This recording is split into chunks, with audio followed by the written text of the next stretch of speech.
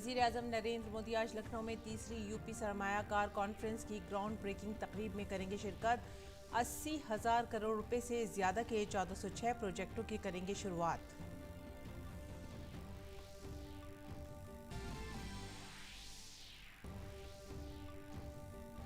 सदर जमहूरिया रामनाथ कोविंद उत्तर प्रदेश के अपने 4 रोज़ा दौरे पर आज कानपुर के देही इलाकों में अपने आबाई गांव परनौक में एक जलसा आम से करेंगे खिताब। इस मौके पर वज़ीर-ए-आज़म नरेंद्र मोदी भी होंगे मौजूद। मरकजी वज़ीर दाखिला अमित शाह जम्मू कश्मीर के लेफ्टिनेंट गवर्नर मनोज सिन्हा के साथ कश्मीर की सूरत हाल का लेंगे जायजा। मीटिंग में वजारत दाखिला के सीनियर अफसरान और मरकज के ज़ेर इंतजाम इलाके के दीगर अफसरान भी करेंगे शिरकत।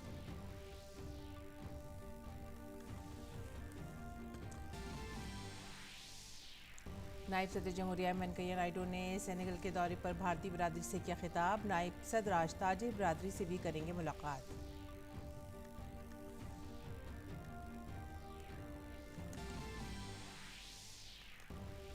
उत्तराखंड, ओडिशा और केरला की 3 असेंबली सीटों के ज़िमनी इंतखाबात के लिए वोटों की गिनती शुरू। मंगल को हुई थी वोटिंग।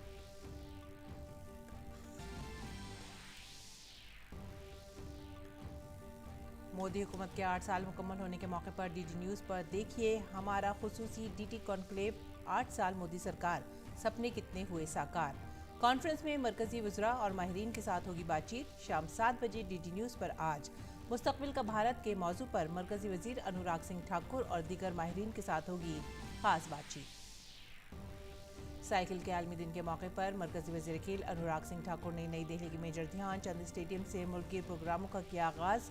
अनुराग सिंह ठाकुर ने साइकिलिंग के सेहत से मुतालिक फ़वाइद के साथ साथ माहौलियात के तहफ़्फ़ुज़ के बारे में बेदारी पैदा करने पर जोर दिया। कई मरकजी वज़रा भी इस मुहिम में ले रहे हैं हिस्सा।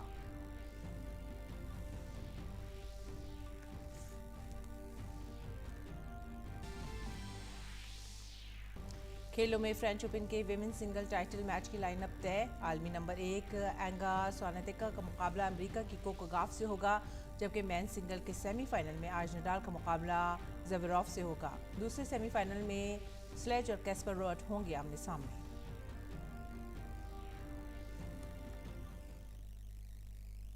आदाब नाज़रीन, उर्दू खबरों में आप सभी का खैर मकदम है। मैं हूं साद अलीम। नजर डालते इस वक्त की खास खबरों पर।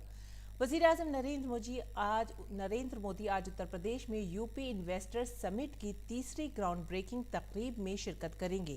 ग्राउंड ब्रेकिंग तकरीब के दौरान वज़ीर-ए-आज़म 80,000 करोड़ रुपए से ज्यादा के 1406 प्रोजेक्टों का संग बुनियाद रखेंगे। प्रोजेक्टों में ज़राअत और इससे मुताल्लिक़ा IT और इलेक्ट्रॉनिक्स, MSME, मैन्युफैक्चरिंग, काबिल तजदीद तवानाई, फार्मा, सियाहत, दिफा और एरोस्पेस, हैंडलूम और टेक्सटाइल वगैरह मुतादिद शोबों के प्रोजेक्ट शामिल हैं। तकरीब में मुल्क की कद-आवर सनती शख्सियात शिरकत करेंगी। यूपी इन्वेस्टर समिट 2018 का इनेकाद 21 और 22 फरवरी 2018 को हुआ था, जबकि पहली ग्राउंड ब्रेकिंग तकरीब 29 जुलाई 2018 को और दूसरी ग्राउंड ब्रेकिंग तकरीब 28 जुलाई 2019 को मुनक्किद हुई थी। पहली ग्राउंड ब्रेकिंग तकरीब के दौरान 61,500 करोड़ रुपए से ज्यादा के 81 प्रोजेक्टों का संग बुनियाद रखा गया था, जबकि दूसरी ग्राउंड ब्रेकिंग तकरीब में 67,000 करोड़ रुपए से ज्यादा की लागत वाले 290 प्रोजेक्टों का संग बुनियाद रखा गया था। वज़ीर-ए-आज़म दोपहर में कानपुर के परनौक गांव पहुंचेंगे, जहां वो सदर रामनाथ कोविंद के साथ पथरी माता मंदिर के दर्शन करेंगे। इसके बाद वो डॉक्टर BR अम्बेडकर भवन जाएंगे। उसके बाद वो मिलन केंद्र का भी दौरा करेंगे। ये केंद्र इज्जत माब सदर जमहूरिया का आबाई घर है, जिसे अवामी इस्तेमाल के लिए अतिया किया गया था और इसे कम्युनिटी सेंटर मिलन केंद्र में तब्दील कर दिया गया था। उसके बाद वज़ीर-ए-आज़म परनौक गांव में एक अवामी तकरीब में शिरकत करेंगे।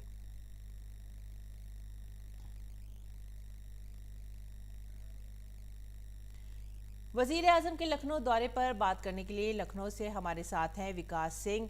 जी विकास, वज़ीर-ए-आज़म नरेंद्र मोदी आज उत्तर प्रदेश में यूपी इन्वेस्टर समिट की तीसरे ग्राउंड ब्रेकिंग तकरीब में शिरकत कर रहे हैं। क्या क्या तवक्कात वाबस्ता की जा रही हैं उनके इस दौरे से?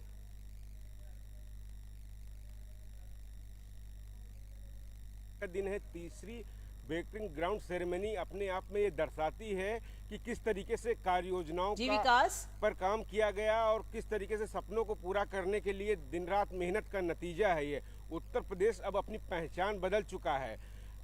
ईज ऑफ डूइंग में उत्तर प्रदेश देश में दूसरे नंबर पर पायदान पे पहुंच गया है। इसके साथ ही जो उत्तर प्रदेश सरकार की तरफ से नए भारत के नए उत्तर प्रदेश के निर्माण का जो लक्ष्य रखा गया था, उसकी दिशा में बड़ा कदम है। प्रधानमंत्री नरेंद्र मोदी आज उत्तर प्रदेश में यूपी इन्वेस्टर समिट की तीसरी ग्राउंड ब्रेकिंग तकरीब में शिरकत करेंगे। ग्राउंड ब्रेकिंग तकरीब के दौरान इन्वेस्टर समिट 2018 में यहाँ पर 4,17,000 के एमओयू की बात हुई थी। उसके बाद लगातार पहली ब्रेकिंग ग्राउंड सेरेमनी और दूसरी ग्राउंड ब्रेकिंग सेरेमनी के बाद आज तीसरी ग्राउंड ब्रेकिंग सेरेमनी है। और कहीं ना कहीं ये बात दर्शाता है जिस तरीके से पिछले 5 सालों में यहाँ पर काम किया गया, यहाँ पर विकास की परियोजनाएं संचालित की गई, उन्हीं का नतीजा है। चाहे यहाँ पर रोड इंफ्रास्ट्रक्चर हो, चाहे मेडिकल हेल्थ के ऊपर काम किया गया हो, साथ साथ यहाँ पर ईज ऑफ डूइंग बिजनेस के लिए काम किया गया हो, निवेश मित्र पर काम किया गया हो। पूरे देश दुनिया के लोग अब उत्तर प्रदेश को एक निवेश के लिए एक बड़ा क्षेत्र मानते हैं, और हो भी क्यों ना सबसे बड़ी आबादी वाला क्षेत्र और अपने आप पर्याप्त संसाधनों वाला उत्तर प्रदेश, जिस पर काम करना बाकी था। एक समय था यहाँ की उत्तर प्रदेश की जो पहचान थी, प्रधानमंत्री के नेतृत्व में डबल इंजन सरकार ने यहाँ पर जिस तरीके से काम किया, परियोजनाओं को बनाया, एक ब्लूप्रिंट तैयार किया, उसके बाद यहाँ पर जो काम किया गया, आज लगातार जो हम यहाँ पर निवेशक आ रहे हैं, हमारी उनसे बात हो रही है, जो यहाँ नया उद्यम लगाने जा रहे हैं, उनका साफ कहना है कि जिस तरीके से सरकार के द्वारा, यहाँ पर अधिकारियों के द्वारा उनको एक माहौल प्रदान किया गया, जो सुविधाएं दी गई हैं, उसी का ये नतीजा है यहाँ पर कि वो अब इन्वेस्टर यहाँ पर उद्योग लगाना चाहते हैं। और कहीं ना कहीं गौतम बुद्ध नगर से लेकर अलीगढ़ हो, कानपुर हो, लखनऊ हो, या तमाम पूरे उत्तर प्रदेश हो, गोरखपुर हो, हर जगह इन्वेस्टमेंट हो रहा है। और ये अपने आप में दर्शाता है कि किस तरीके से काम बदला है। एक्सप्रेसवे उत्तर प्रदेश की पहचान हो गई है। उत्तर प्रदेश एयरपोर्ट सबसे ज़्यादा उत्तर प्रदेश में होने वाले हैं, और कहीं न कहीं सबसे ज़्यादा मेडिकल कॉलेज अब उत्तर प्रदेश में हो जाएंगे, जिस पर काम हो रहा है। और कानून व्यवस्था जो एक सबसे बड़ी चीज़ थी, एक पहचान यहाँ पर बदल दी है। संगठित अपराध पर जिस तरीके से योगी सरकार ने काम किया, और मुख्यमंत्री योगी आदित्यनाथ की पहचान हो गई थी बुलडोजर बाबा के नाम से, तो कहीं नहीं उन सब कामों का नतीजा है। और आज एक उत्तर प्रदेश एक नई गति विकास की और मिलेगी इस तीसरी ग्राउंड ब्रेकिंग सेरेमनी से। जी विकास, आज कानपुर के प्रणव गांव में काफ़ी खुशी का दिन है, क्योंकि वहां पर सदर जमहूरिया रामनाथ कोविंद भी मौजूद रहेंगे और साथ में वजीर आज़म भी वहां पर पहुंचेंगे और लोगों से खिताब करेंगे। तो क्या क्या खास तैयारियां की गई हैं, और वहां पर जो मिलन केंद्र है, वहां पर किस तरह के प्रोग्राम इस मौके पर मुनक्किद किए जाएंगे, क्या क्या ऐलानात किए जा सकते हैं? जी बिल्कुल, राष्ट्रपति के पैतृक गांव भी प्रधानमंत्री जाएंगे यहाँ पर, और अपने आप में बहुत खास है। सबसे पहले पथरी माता देवी के मंदिर जाएंगे, वहाँ पर वहीं पे मिलन केंद्र है, भीमराव अम्बेडकर केंद्र है, और वहाँ पर एक कार्यक्रम में भाग लेंगे। प्रधानमंत्री के और राष्ट्रपति के दौरे के मद्देनज़र वहाँ तमाम तैयारियाँ की गई हैं। और कहीं ना कहीं जब प्रधानमंत्री और उनका अपने धरती के लाल राष्ट्रपति जी रामनाथ कोविंद जी वहाँ पर मौजूद रहेंगे, ये दूसरा मौका होगा रामनाथ कोविंद जी वहाँ पर पहुँचेंगे अपने पैतृक गांव में। पिछली बार हमने देखा था जब वहाँ पहुँचे थे, तो एक भावुक क्षण था उन गांव वालों के लिए कि उनका लाल यहाँ पर, उनका बेटा आया है। उसके साथ साथ प्रधानमंत्री नरेंद्र मोदी की मौजूदगी अपने आप में ऐतिहासिक क्षण होगा उस गांव के लिए, उस पूरे क्षेत्र के लिए, उस कानपुर देहात के लिए, उस परोक का वो गांव, और वो देवी माता के मंदिर से दौरे की शुरुआत होगी। इसके बाद आगे एक कार्यक्रम है। तो कहीं ना कहीं उस पूरे क्षेत्र में जिस तरीके से पिछले दिनों काम किया है, जो एक तस्वीर बदली है, यही नहीं, कानपुर के बाद कानपुर देहात एक औद्योगिक निवेश का क्षेत्र बन गया है। और साथ साथ जो आसपास के इलाके हैं, वहाँ पर जिस तरीके से रोड इंफ्रास्ट्रक्चर पे काम हुआ है, एक समय होता था कि वहाँ पर आने जाने की इतनी बड़ी दिक्कत होती थी, लेकिन जिस तरीके से काम किया गया है, जिस तरीके से माहौल था, वो कानपुर और जो उससे जुड़ा हुआ क्षेत्र है, वहाँ पर एक समय पे कानून व्यवस्था का बिल्कुल जो है कह रहे हैं काम नहीं करती थी। वहाँ पर आपराधिक तत्व काफ़ी ज़्यादा होते थे, उन सब पर कड़ी कार्रवाई की गई, तो पूरे आसपास के क्षेत्रों में काफ़ी ज़्यादा विकास हुआ है। और वो जो राष्ट्रपति का गांव है, अपने आप में आज उसके लिए फिर से एक बार ऐतिहासिक क्षण होगा जब प्रधानमंत्री की भी मौजूदगी होगी राष्ट्रपति के साथ। एक बहुत ही जज्बाती और साथ ही साथ तारीखी लम्हा, जब सदर जमहूरिया और वजीर आज़म नरेंद्र मोदी जाएंगे कानपुर देहात के प्रणव गाँव। और अब आगे बढ़ेंगे। सदर रामनाथ कोविंद आज से 6 जून तक उत्तर प्रदेश के दौरे पर रहेंगे। सदर आज कानपुर देहात में अपने आबाई गांव परनौक जाएंगे, जहां वो एक जलसे आम से खिताब करेंगे। इस मौके पर वजीर आजम नरेंद्र मोदी भी मौजूद रहेंगे। सदर कल कानपुर में merchant chamber of Uttar Pradesh की 90वीं साल की तकरीबात से खिताब करेंगे और गोरखपुर में गीता प्रेस की 100 साला तकरीबात में भी वो शिरकत करेंगे। 5 जून यानी इतवार को सदर जमहूरिया मगहर जाने वाले हैं, जहां वो संत कबीर दास जी को खराज अकीदत पेश करेंगे और संत Kabir academy and research centre और स्वदेश दर्शन स्कीम का भी इफ्तिताह करेंगे। यूपी के दौरे के आखिरी दिन यानी 6 जून को सदर जमहूरिया उत्तर प्रदेश लेजिस्लेचर के खुसूसी मुश्तरका इजलास से खिताब करेंगे। नायब सदर एम वेंकैया नायडू ने अपने दौरे सेनेगल के दौरान भारतीय बिरादरी से खिताब किया। भारतीय बिरादरी से मिलकर अपनी खुशी का इजहार करते हुए नायडू ने कहा कि हमें अपने बच्चों को ये सिखाना चाहिए कि अपने बुजुर्गों का एहतराम कैसे करें और कैसे वासुदेव कुटुंबकम यानी सारी दुनिया एक कुंबा है के जज्बे को उभारें। इस मौके पर खिताब करते हुए एम वेंकैया नायडू ने कहा कि मादरी जबान में बात करना सबसे अहम है। उन्होंने ये भी कहा कि जनधन योजना भारत की सबसे उम्दा स्कीम है। और वजीर ख़ारजा डॉक्टर एस जयशंकर स्लोवाकिया और जमहूरिया चेक के 5 रोज़ा दौरे के पहले मरहले में स्लोवाकिया के दारुल हुकूमत ब्रतिस्लावा पहुंचे। ब्रतिस्लावा में डॉक्टर जयशंकर स्लोवाकिया के वजीर आज़म एडवर्ड हैगर से मुलाकात करेंगे और वहां के ख़ारजा और यूरोपीय उमूर के वजीर एवान कॉर्सोव के साथ 2 फरीकी मीटिंग भी करेंगे। Doctor Jaishankar GLOBSEC 2022 forum में भी शिरकत करेंगे और taking friendship to the next level allies in the Indo Pacific region के मौजू पर अपना खुतबा पेश करेंगे। इस प्रोग्राम से अलग वो ऑस्ट्रिया के वजीर ख़ारजा अलेक्जेंडर शॉलनबर्ग से भी मुलाकात करेंगे। 4 से 6 जून तक जमहूरिया चेक के अपने दौरे के दौरान डॉक्टर जयशंकर जमहूरिया चेक के वजीर ख़ारजा जैन लेपस्की से भी बातचीत करेंगे। मीटिंग में 2 फरीक़ ताउन का तफसीली जायजा लिया जाएगा। जमहूरिया चेक आइंदा माह की पहली तारीख से यूरोपीय यूनियन की सदारत संभाल लेगा। डॉक्टर जयशंकर बैरून मुल्क मुक़ीम भारतीयों के मुख्तलिफ ग्रुपों से भी बातचीत करेंगे, जिनमें स्लोवाकिया और जमहूरिया चेक में मौजूद भारतीय तलबा भी शामिल हैं। अगली खबर, मरकजी वज़ीर दाखिला अमित शाह आज जम्मू कश्मीर के लेफ्टिनेंट गवर्नर मनोज सिन्हा और दीगर के साथ कश्मीर की सूरत हाल का जायजा लेंगे। मीटिंग में लेफ्टिनेंट गवर्नर के अलावा वजारत दाखिला के सीनियर अफसरान और मरकज़ के ज़ेर इंतज़ाम इलाके के अफसरान भी शिरकत करेंगे। मुल्क में कोविड-19 के खिलाफ जारी टीकाकारी मुहिम के तहत अब तक 193 करोड़ 81 लाख से ज़्यादा कोविड मुखालिफ टीके लगाए जा चुके हैं। वजारत सेहत ने बताया कि गुज़िश्ता रोज़ 10,22,000 से ज़ायद वैक्सीन लगाई गई।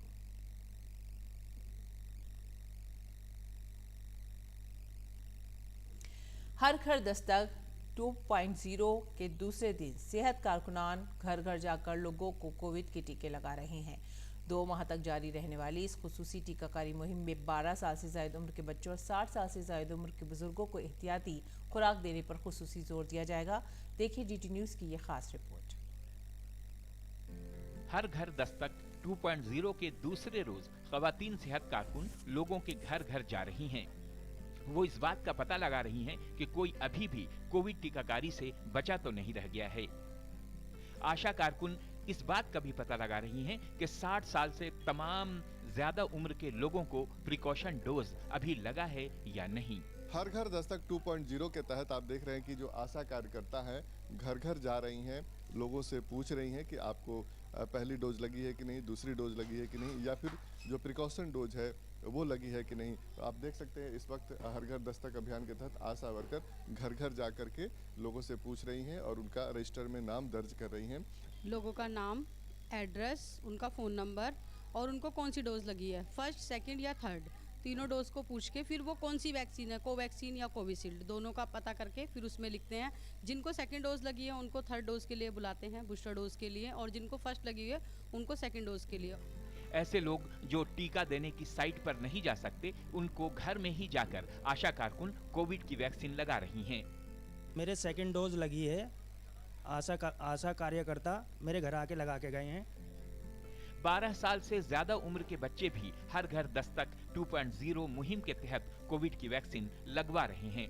मेरी ये सेकंड डोज है, मैंने फर्स्ट डोज ले ली थी या सेकंड डोज है, और इसलिए कि कोरोना से बचाव हो सके हमारे लिए। मुझे फर्स्ट डोज लग चुकी है, मेरे को स्कूल में लगी थी, अब सेकंड डोज में लगवाने आई हूँ और आप सबको भी लगवानी चाहिए। कोरोना से बचाव करना चाहिए और मास्क पहनना चाहिए। कोविड टीकाकारी को बढ़ावा देने के लिए कोई भी टीके से बचा न रह जाए, इसके लिए वजारत सेहत 2 महीने का हर घर दस्तक 2.0 मुहिम चला रही है। ये मुहिम 1 जून से 31 जुलाई तक जारी रहेगी। इस मुहिम के तहत ओल्ड एज होम, जेल, ईंट भट्ठों पर काम करने वाले लोगों के साथ साथ स्कूलों में भी टीकाकारी की मुहिम चलाई जा रही है। Bureau report, DD news Urdu खबरें। उत्तराखंड के चंपावत, उड़ीसा के ब्रिजराजनगर और केरला की त्रिकारा असेंबली सीटों के ज़िमनी इंतखाबात की वोटों की गिनती आज शुरू हो रही है। वोटों की गिनती की तमाम तैयारियां मुकम्मल कर ली गई थीं। मंगल को ज़िमनी इंतखाब के लिए वोटिंग हुई थी।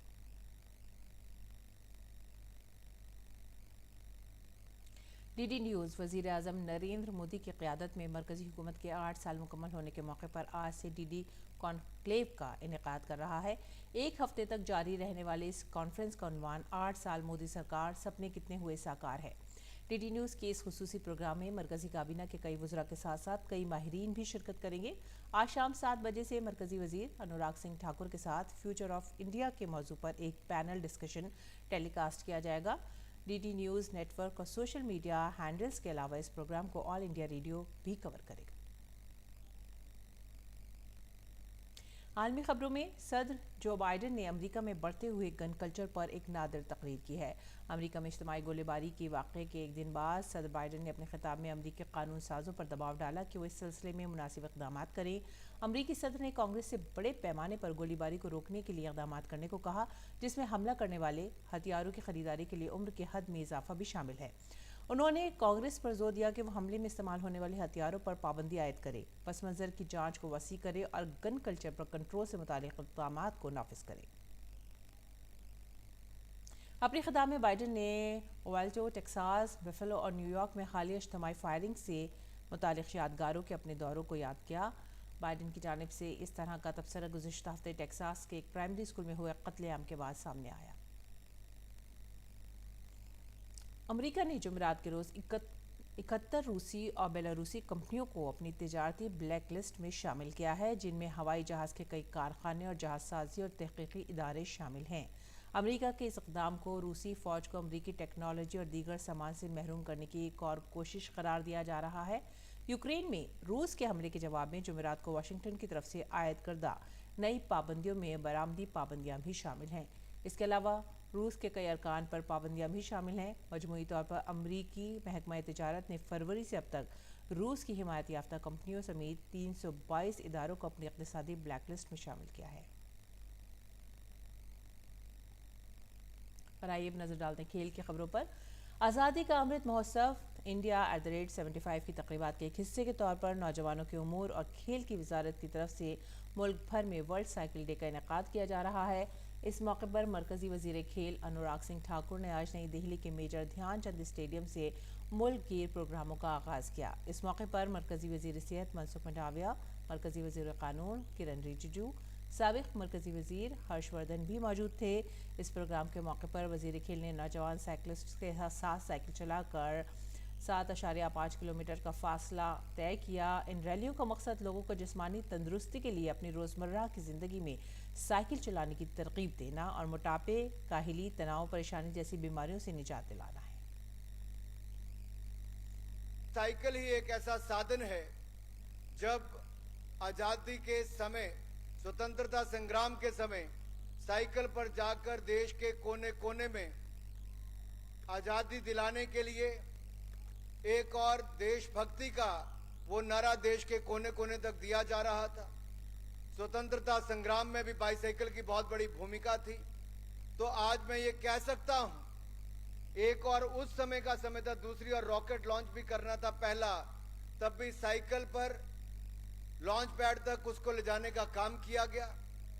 तीसरी मैं बात कहूंगा, आज दुनिया के बड़े बड़े शहरों में भी देखेंगे लोग बड़ी बड़ी गाड़ियां छोड़कर साइकिल का रुख कर रहे हैं। ये अपने आप में दिखाता है कि लोग पर्यावरण को भी बढ़ावा देना चाहते हैं, पर्यावरण को बचाना भी चाहते हैं, साइकिल को अपनाना चाहते हैं, प्रदूषण को कम करना चाहते हैं।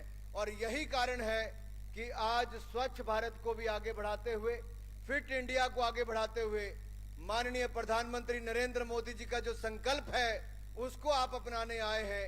फिट इंडिया भी और अपना बाईसाइकिल को भी आगे बढ़ाने के लिए आज आप वर्ल्ड बाईसाइकिल डे पर जुड़े हैं। मुल्क के 35 मरकजी इलाकों और रियासत के 75 बावकार मकामात पर साइकिल रैलियां भी निकाली गईं। ये रैली गुवाहाटी और मुंबई में भी मुनक्किद की गई, जिसमें बहुत से खिलाड़ियों के साथ लोगों ने बड़ी तादाद में शिरकत की।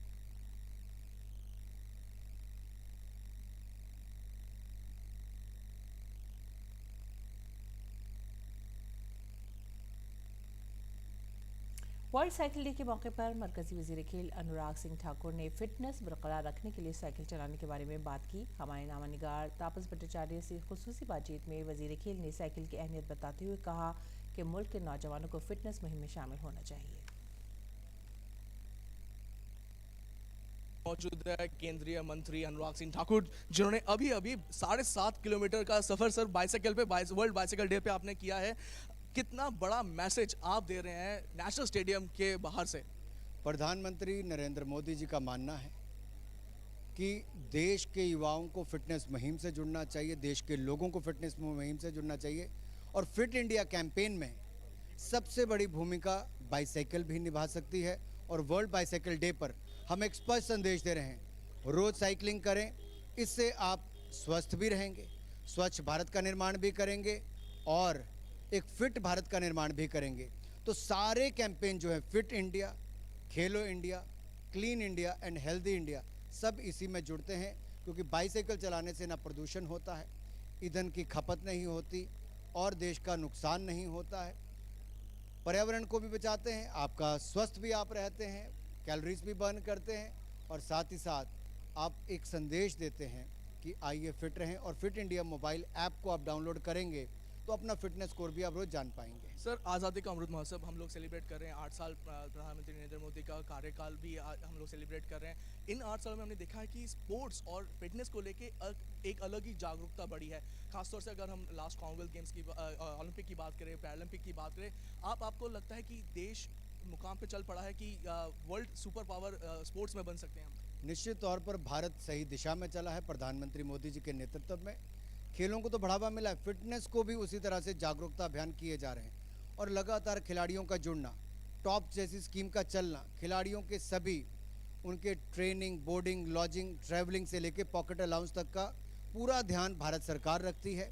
खिलाड़ियों को केवल अपने खेल और प्रशिक्षण पर ध्यान देना, अपनी परफॉर्मेंस पर ध्यान देना है और यही कारण है भारत पहले से ज़्यादा मेडल भी जीत रहा है और लगातार दुनिया के पटल पर ओलंपिक्स हो, पैरालंपिक्स हो, डेफ ओलंपिक्स हो या थॉमस कप हो या वुमेन वर्ल्ड बॉक्सिंग चैंपियनशिप हो, सभी में पहले से शानदार प्रदर्शन करना ये अपने आप में दिखाता है कि प्रधानमंत्री मोदी जी ने सफलता की और बढ़ाने के लिए जो अभियान चलाए थे खेलों के लिए, फिटनेस के लिए, बहुत अच्छे चल रहे हैं। बहुत बहुत शुक्रिया। हमसे बात करें तो ये थे केंद्रीय मंत्री अनुराग सिंह ठाकुर, जो बता रहे थे कि कितना ज़रूरी है फिटनेस और फिटनेस पे ही जोर ज़्यादा दिया जाना चाहिए और इन पिछले 8 सालों में किस तरीके से भारत एक तरह से फिटनेस की दुनिया में कहे, स्पोर्ट्स की दुनिया में कहे, एक अलग ही पहचान बनाने में कामयाब रहा है। कैमरा पर्सन अजीत के साथ मैं तापस भट्टाचार्य, दूरदर्शन समाचार, दिल्ली।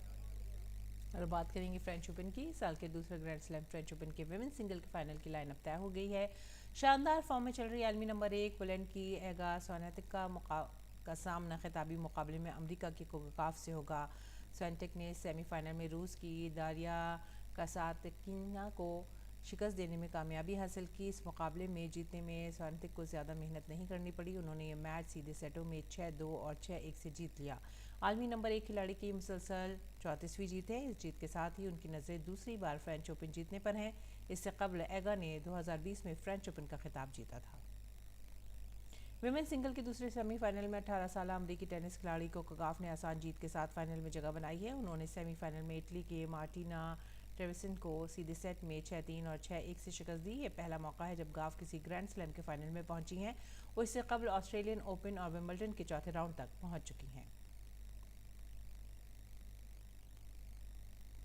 भारतीय टेनिस खिलाड़ी रोहन बोपन्ना और उनके डच जोड़ीदार मैथ्यू मिडलकोप को फ्रेंच ओपन के मेंस डबल्स के सेमीफाइनल में शिकस्त का सामना करना पड़ा। नीदरलैंड के जेन जूलियन रॉजर और एल सल्वाडोर के मार्सिलो एरेलोव की जोड़ी ने बोपन्ना और मातेव की जोड़ी को सख्त मुकाबले में 4-6, 6-3 और 7-6 से शिकस्त दी। बोपन्ना और मातेव ने पहले सेट में 6-4 की आसान जीत के साथ अच्छी शुरुआत की। ताहम जुलियन और मार्सिलो ने दूसरे सेट 6-3 से जीतकर मुकाबला बराबर कर दिया। तीसरे और फैसलाकुन सेट में कांटे की टक्कर हुई, जिसके नतीजे में सेट का फैसला टाई ब्रेकर से हुआ। जुलियन और मार्सिलो ने टाई ब्रेकर में जीत दर्ज करके फाइनल तक रिसाई हासिल कर ली। बॉक्सिंग में आलमी चैंपियनशिप में तमगा जीतने वाले बॉक्सर अमित पंघाल और शिवा थापा ने आने वाले दौलत मुश्तरका खेलों के लिए भारतीय टीम में जगह बनाई है। अमित पंघाल और शिवा थापा ने जमेरात को मुनक़िदा ट्रायल्स में जीत हासिल करके दौलत मुश्तरका खेलों का टिकट हासिल किया। आलमी चैंपियनशिप 2019 में चांदी का तमगा जीतने वाले पंघाल ने 51 किलोग्राम जुमरे में जीत दर्ज की, जबकि थापा ने 63.5 किलोग्राम जुमरे में ट्रायल जीता। उनके अलावा 2018 में कांसे का तमगा जीतने वाले मोहम्मद हिसामुद्दीन ने 57 किलोग्राम, रोहित टोकस ने 67 किलोग्राम, दिफाई कौमी चैंपियन सुमित ने 75 किलोग्राम, आशीष कुमार ने 80 किलोग्राम, संचित ने 92 किलोग्राम और सागर ने 92 किलोग्राम से ज़्यादा वजन के जुमरे में जगह बनाई है। कॉमनवेल्थ गेम्स 28 जुलाई से 8 अगस्त तक बर्मिंघम में मुनक़्क़िद होंगे। और आइए अब जानते हैं मौसम का हाल।